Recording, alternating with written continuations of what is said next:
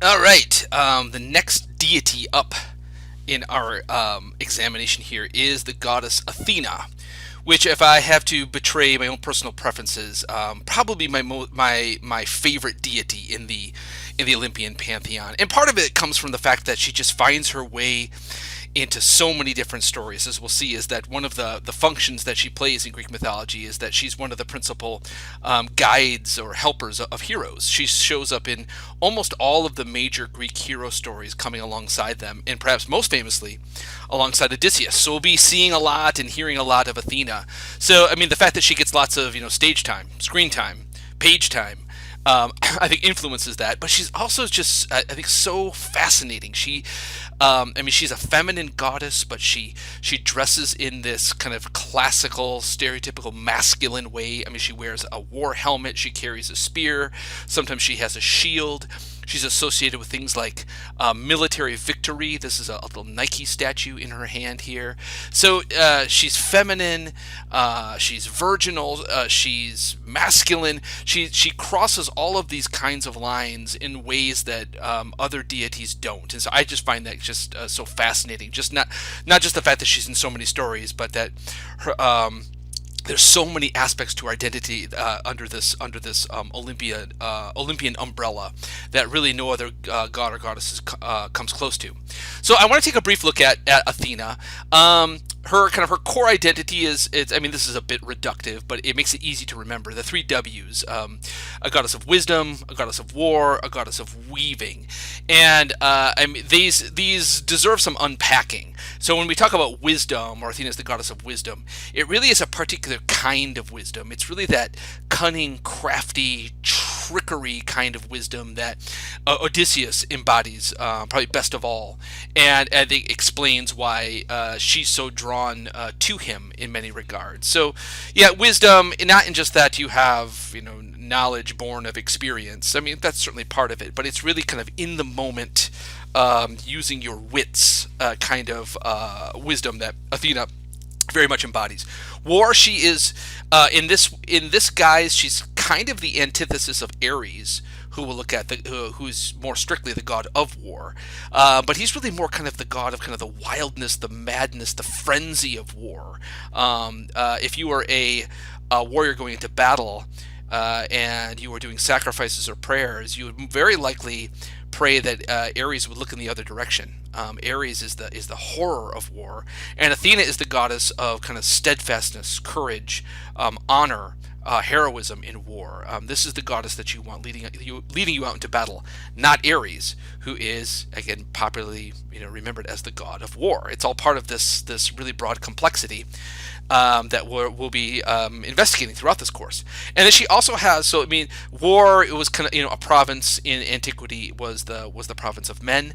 Weaving, the domestic arts in the household, was the province of women. So she's one of these rare goddesses who is kind of beloved by, attracted by all segments of society.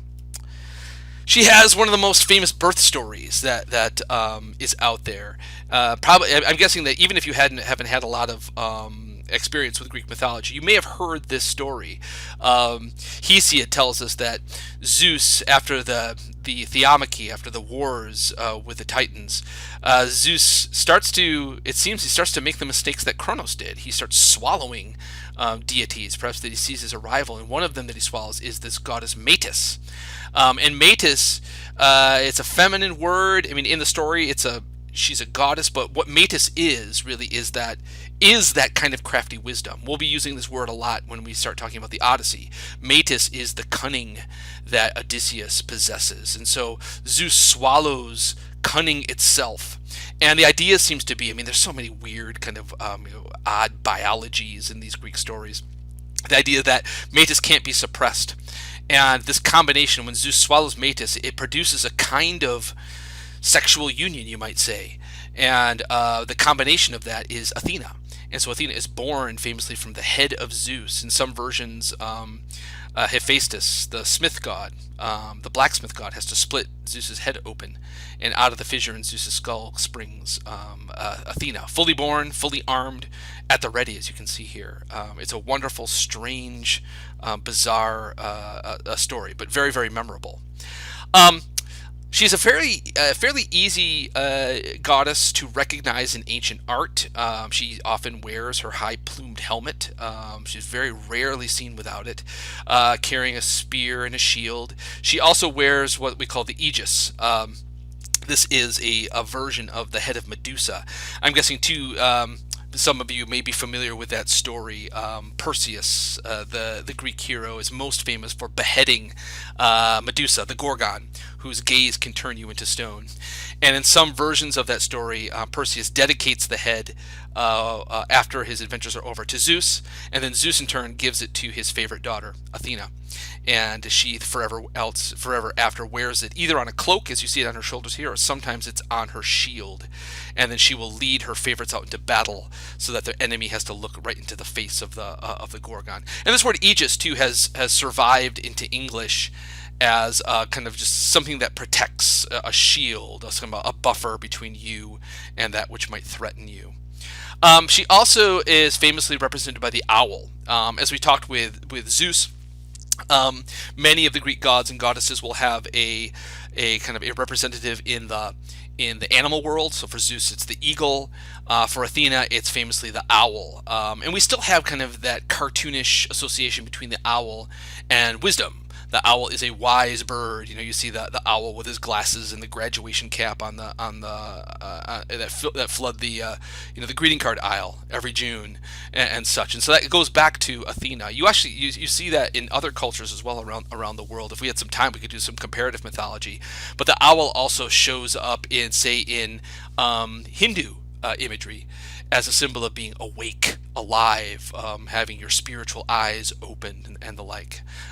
This, what you're looking at, is actually a coin that the ancient Athenians in the 5th century, the 400s BC, where in ancient Athens was at its cultural and economic height. They minted these wonderful coins, which they called bubos, little owls, and people wanted them because they were of a predictable weight of silver, content of silver, and they were also really nice to look at. People wanted them. You can still find them. You can find them, people selling them of varying qualities on eBay today. In the background, you also see this little branch. That's the branch and leaves and the fruit of the olive tree. And so Zeus was represented by the oak. Athena represented the olive tree, for reasons we'll get to in just a moment here. One of the things that new students of mythology have to get used to, or even old students of mythology have to get used to, is there's such a multiplicity of names and terms that to really master it, you have to get a handle on the main ones. The Greek poets, they loved the multiplicity of terms and names, and the richness that the Greek language allowed them in their own writings and performances. But that can be kind of a headache for those who are new to this stuff. There are so many names to read and to learn. We'll do our best to kind of make this digestible.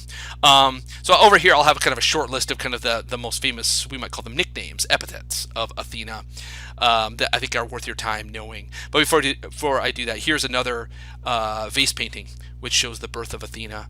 And here we have Zeus. He has a thunderbolt in his hand. It tells us that it's Zeus. He looks a little shocked, doesn't he? He's got his wide-eyed there. And here's Hephaestus, the smith god. He's just split Zeus's head open with his axe, and then out pops our little Athena. The most famous nickname of Athena is Pallas. We're not exactly sure what the word means. It probably means something like protector or defender. And there's a theory that way back when, each Greek city-state had its own defender deity. And it's true, many city-states would have kind of a patron deity that would be kind of their main god or goddess that watched over them. Didn't mean that it was the only deity that they worshipped. The ancient Greeks were very much a polytheistic society, but they might have one particular deity that they would worship above all. Like, so for the Athenians, obviously they worshipped Athena. She gave her name to their town, and so the idea is that Pallas may have began as kind of a generic name for a protector or a defender deity, but over time, because of the centrality of Athens and the association of Athens with Athena, that name just simply stuck to her. So when you see the name Pallas show up in Greek mythological stories or stories about ancient Greece, it invariably refers to Athena. The Athenians themselves worshipped her in all of her guises. They worshipped her as a war goddess, a goddess of wisdom, but in particular they celebrated her as the Parthenos. Parthenos in ancient Greek just means a maiden or a virgin, and this is the term that gives its name to the famous temple that still stands on the Athenian Acropolis, the Parthenon. The Parthenon literally means the temple of the virgin, the temple of the maiden, and we'll look at that temple in just a moment. In Homer's Iliad, she shows up as Athena Promachos. Promachos literally means pro, in front of, machos, the battle. So she's the forefighter or the battle leader.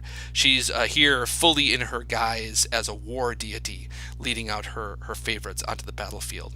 She also, Homer emphasizes her eyes as kind of a locus of her wisdom, as a locus of her physical beauty. So Homer will often refer to her as gray-eyed or flashing-eyed Athena. And I think that plays into, I think we still have that notion is that you can look into someone's eyes and we talk about like a spark of intelligence or the absence, a kind of a dead look as kind of an absence of a mind or a soul. The eyes as a window into one's soul or intelligence. I think that's being played upon here. So like I said, Athena looms large in Greek myth because she's so often at the side of heroes, and we'll see her as such with Odysseus, and then certainly at the end of this course when we do our unit on Perseus and Theseus and Jason and Heracles as well. Athena has a role to play in all of those stories in greater and lesser degrees. So she's someone that we just simply know a lot about. Shows up, and she shows up a lot on the page, and so therefore she shows up a lot in art. So we see many sides of her in ancient Greek culture. This is here we see her on a vase painting. There's the helmet once again.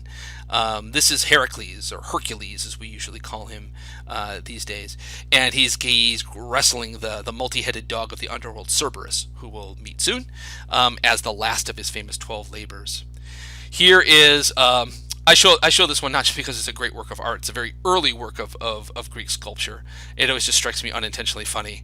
But this is Perseus beheading Medusa, and this is Athena as his helper deity standing nearby, making sure that the job gets done properly and that the hero is safe. But you can see that the Greeks hadn't quite worked out all of the mechanics of sculpture yet and proportion. I mean, Perseus's thighs are disturbingly large, or at least they are to my eye. And most kind of oddly, they all seem to be kind of looking out as if you're kind of someone snapping a photo here. They have these little kind of grins on their face. Even Medusa seems pretty happy about having her head chopped off here. But again, what I'm trying to emphasize is that Athena is right there next to the hero as he performs his central task. Now, the association with Athens. You can't fully understand who Athena was to the ancient Greeks without understanding at least a little bit about her connection to the city of Athens. So the Athenians themselves told a story about how Athena came to be the patron deity of that city. And so these proto-Athenian people were organizing their city, and they gathered up at the top of the Acropolis, which was just a bare rock at this point. Acropolis just simply means high city. And they were trying to decide, okay, who's going to be our principal deity? And long story short, it came down to between a contest between Poseidon, the god of the sea, and the raging storms on the sea and the earthquake, and Athena, the goddess of war, wisdom, and weaving. And so the Athenians requested, or the people who were about to be the Athenians, requested that each deity perform a miracle. So Poseidon slammed his trident, his three-pronged fork, into the rock of the Acropolis, and out spurted a jet of water. In some versions, it's salt water, which was impressive, but not all that useful as a miracle, right? In fact, it's a little bit messy. And so, but that's kind of indicative of Poseidon's personality, kind of wild and dangerous and unpredictable. And Athena's miracle was much more quiet. She caused an olive tree, as you can see in the background here, to grow up right out of the rock. And in most tellings, this is she kind of creates the very first olive tree and gives it as a gift to these people. And the Athenian people recognize now this was a gift that was civilized. You could use the wood to build things, to craft tools and instruments, and of course the olive itself as food, and the oil has all kinds of different uses. In fact, there's thousands upon thousands of olive groves in Greece today. It's still very much, along with tourism, a backbone of their economy, and so they saw this as a gift that could further their own civilization, and so they chose Athena.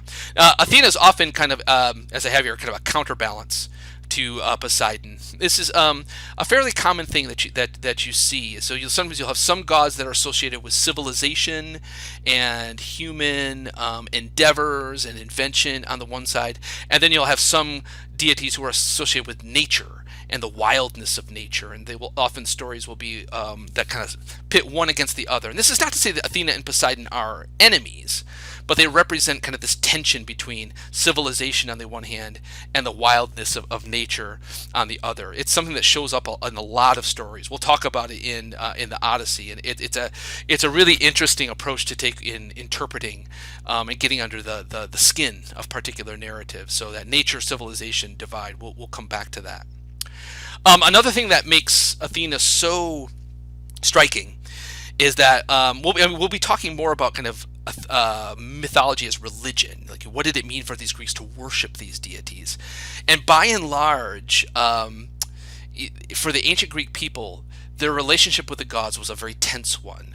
And we saw that already in Hesiod, that human beings are kind of an afterthought. Hesiod himself seems to be very cynical about the place of human beings in the grand scheme of things. And so, it seems for a lot of ancient Greeks, the best that you could do was just try to appease these angry gods, or the best that you could hope for, they would look the other way, because you didn't want them looking towards you, because they were unpredictable and dangerous and petty and jealous, and if you please one god, you're going to piss off another god. So it's this constant juggling act. Well, the grand exception to that kind of rule was Athena's relationship with the Athenians. And you really don't see anything like it in any other part of the Greek world. Is that, yes, Athena was the helper of the great heroes. And mythology, you might say, it suggests that you only attract the positive attention of a god if you're this great demigod or this great hero, or if you're as smart and crafty as Odysseus. Well, yes. But there's this, if you get the sense from Athenian monuments, that the way that they saw their Athena was a goddess who really cared for these people, everybody, men, women, children, the rich, the poor. It goes along with that kind of that experiment in democracy that the Athenians undertook about 2,500 years ago. This idea of kind of individual equality, which is such the exception, really. Back then, of course, but really until the 18th century. The 1700s, you don't really see anything else like it, or maybe a little bit in Florence in the Renaissance. But this is so extraordinary that they see the Athenians saw themselves as having this partnership with this goddess. So there's this famous tombstone where we have Athena mourning at the gravestone of the war dead. Not the heroes in the war, not the generals, not the kings, but just your ordinary citizen soldier who died in one of the many wars that Athens was involved in. And she's mourning. She's leaning on her spear. She's sad. And you note the way that Athena is depicted here. You see the helmet and the spear. Okay, that tells us it's Athena. But otherwise, she's dressed not like some queen or princess. She's dressed like an ordinary Athenian woman. And this humanizes her in a way that you rarely see gods and goddesses humanized on this very kind of compassionate level. Now, a little bit about the Acropolis. As kind of an archaeological artifact that will tell us more about how the Athenians saw this goddess. So this is more or less how it looks today. This is an older photograph, but the Acropolis, this high upcropping of rock in the middle of Athens today. You can see kind of the sprawl of modern Athens today. It's a very large city, but it's dominated still by the Parthenon, which has been through the ringer over the centuries. It was built about 2,500 years ago, and it's been It's been abandoned. It's been looted. It was turned into a Christian church. It was an Islamic mosque. It was bombed. It blew up, but yet it still stands. But this is the Parthenon, this famous symbol of Western civilization, still stands, and this is where the Athenians worshipped Athena, particularly as the Parthenos, as the maiden deity. Here's a drawing which shows what the Acropolis and its environs may have looked like at its height. This actually shows what it would have looked like during the Roman era. The Romans conquered Greece, and by and large, the Romans were enamored with Greek culture, and so they didn't destroy it or reduce it to rubble as they did many other cultures. But they continued lots of Athenian traditions and saw themselves as kind of the inheritors of Greek culture, and rather than its destroyers. So here you see you would approach the Acropolis just as you do today through what they call the propylaea, these kind of four gates.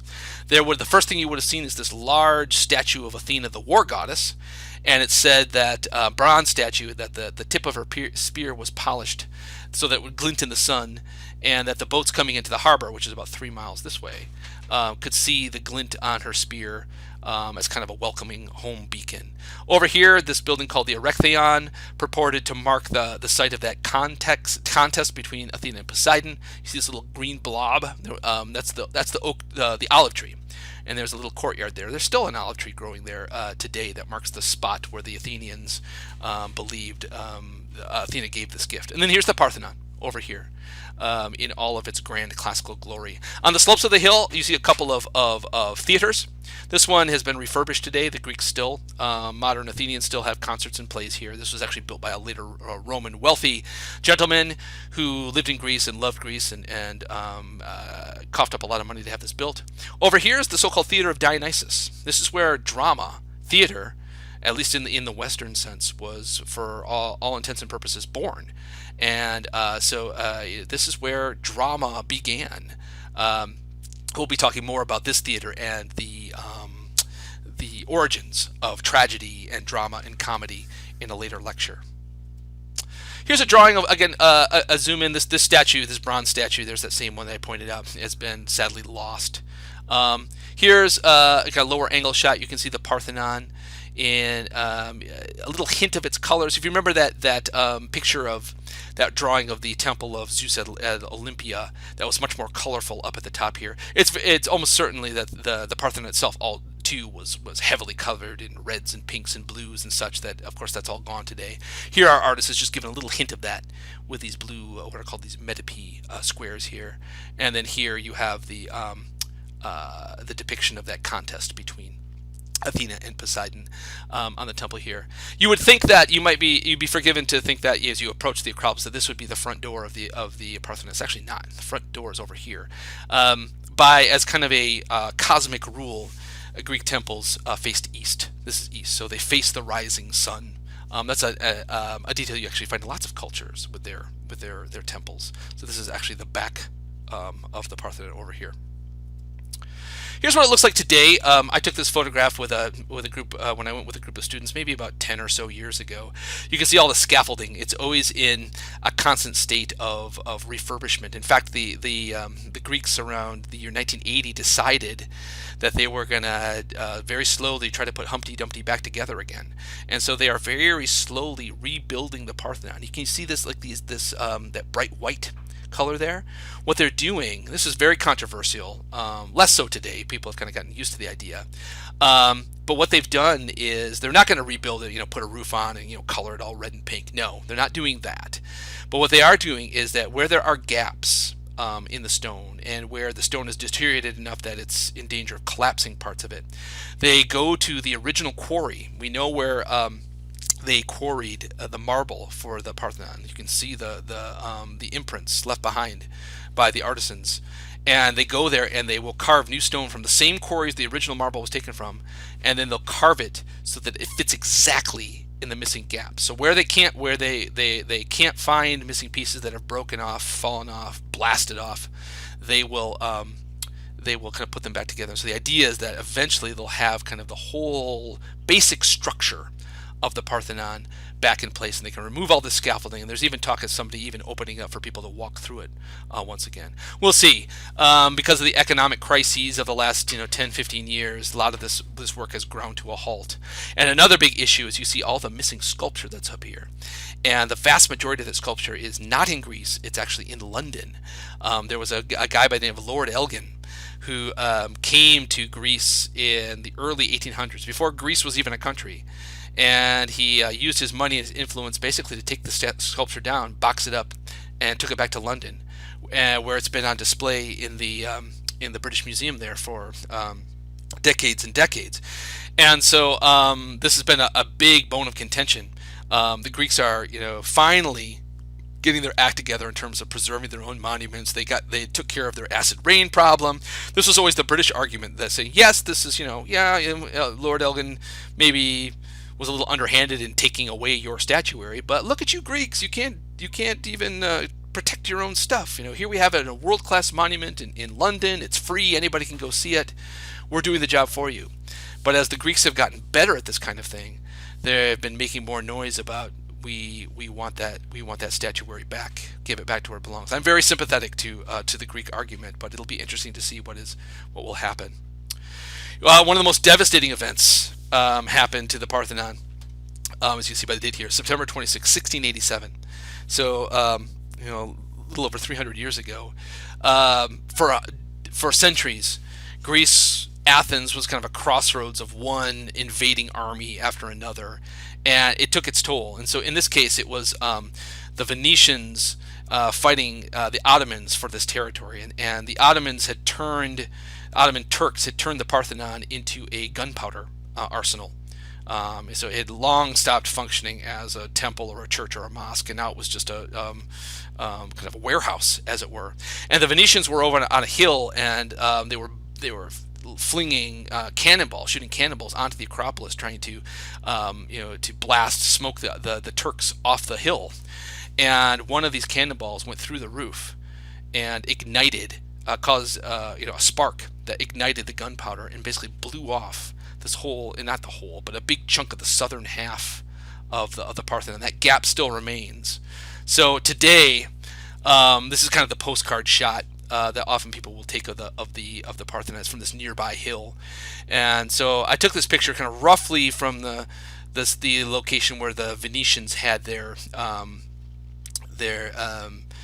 bomb squads set up, their artillery squad, and you can see kind of that V-shaped gap in the hill there, or in the column there.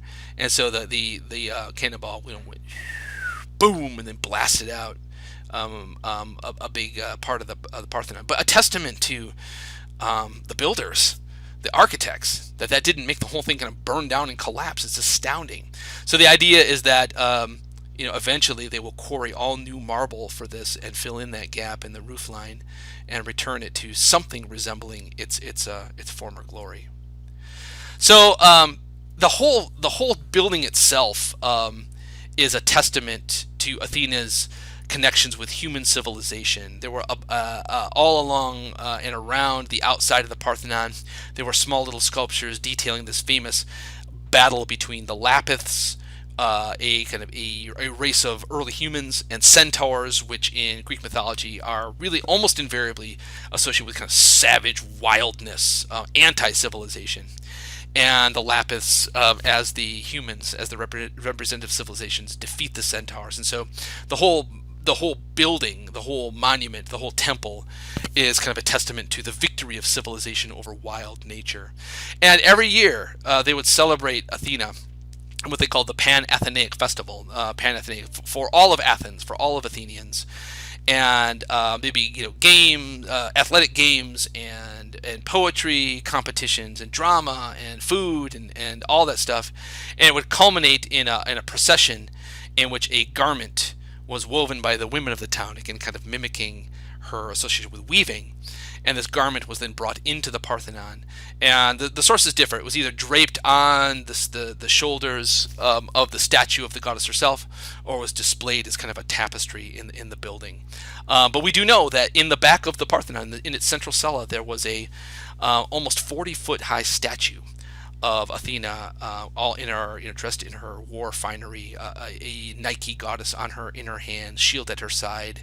That again is not sad, which has sadly not survived the ages. But we have enough portraits of it and descriptions of it, eyewitness accounts, that we have a good idea of what it looked like and how big it was. Yes, and we even know the name of the man, Pheidias. Same guy that designed that great statue of Zeus in his temple at Olympia, designed this statue of Athena. Again, sadly, both of those statues are lost to history. Now, if you can't make it to Athens, Greece, you might be able to make it to what's called the Athens of the South, which is Nashville, Tennessee.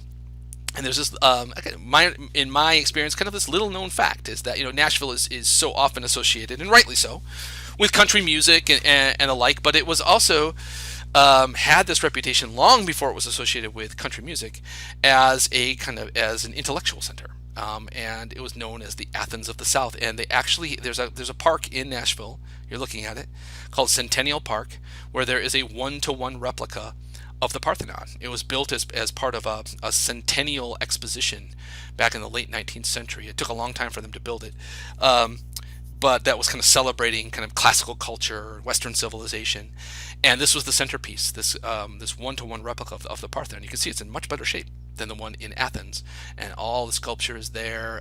You can see there's a little bit of red up there, but they toned down the coloring and to kind of keep it in that kind of monochromatic style that we've kind of gotten used to when we look at these kind of temples.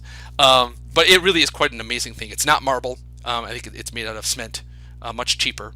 And there are parts of it that are even falling apart already. But it really is quite a wondrous thing. And in fact, I've been there a few times and have walked through it. It's amazing, and you really get a much better feel for the building. You can go inside it and around it and on it in ways, of course, that you can't in Greece. So if I had to, if I had to recommend an experience, it would be if you're able to go to Athens, Greece, see the original, and then experience the one in the Tennessee and put them together, you get this really quite wonderful experience of the monument itself. About 30 years ago, they actually put in the Parthenon a full-scale replica of the statue. This is the Nashville Athena here, and there she stands at nighttime. They open up the doors and they shine these spotlights on her. It's quite imposing. The head of a average-sized human being, barely comes up to the top of the platform here. So she looms above this. It must have been an amazing, awesome thing to look at in antiquity, as it is when you stand inside this central cella in the Nashville one. Over here is a digital recreation of what the cella again may have looked like in the Parthenon. You see from the goddess from a rear view, and you see this weird little naked guy down here to give you a little bit of a scale. Yeah, so if you can't make it to Athens, Greece, make it to the Athens of South in Nashville, and if you're able someday, do both of them. All right, that's enough on Athena. I'll talk to you guys later.